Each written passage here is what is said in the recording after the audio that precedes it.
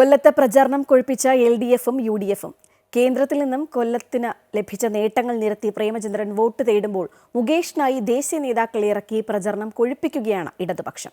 അതേസമയം ഇരുകൂട്ടരും ഒന്നാം ഘട്ട പര്യടനം പൂർത്തിയാക്കിയിട്ടും NDA സ്ഥാനാർത്ഥിയെ ഇതുവരെ കളത്തിൽ എത്തിക്കാനായിട്ടില്ല. കൊല്ലത്തെ ചൂട് മറ്റിടങ്ങളിൽ ചൂടൻ ചർച്ചയാകുമ്പോൾ കൊല്ലത്ത് ചർച്ച തെരഞ്ഞെടുപ്പ് ചൂടിനെ കുറിച്ചാണ്. പ്രചരണത്തിൽ അല്പം മുന്നിൽ ഇടത് സ്ഥാനാർത്ഥി മുകേഷ് തന്നെ.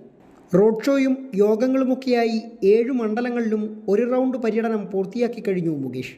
കല്യാണ വീടുകളിലും മരണ വീടുകളിലും ഉത്സവ ചടങ്ങുകളിലുമെല്ലാം പതിവിൽ നിന്ന് വിപരീതമായി മുകേഷ് ഉണ്ട്. സോഷ്യൽ മീഡിയയിലും മുകേഷ് തരംഗം തന്നെ.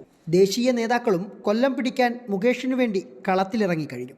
എന്നാൽ പുതിയ ട്രെയിനുകൾ അനുവദിപ്പിച്ചും കോച്ചുകളുടെ എണ്ണം കൂട്ടിവാങ്ങിയും കേന്ദ്രാവിഷ്കൃത പദ്ധതികൾ ഒന്നൊഴിയാതെ കൊല്ലത്തെത്തിച്ച UDF സ്ഥാനാർത്ഥി പ്രേമചന്ദ്രനും ഒട്ടും പിന്നിലല്ല.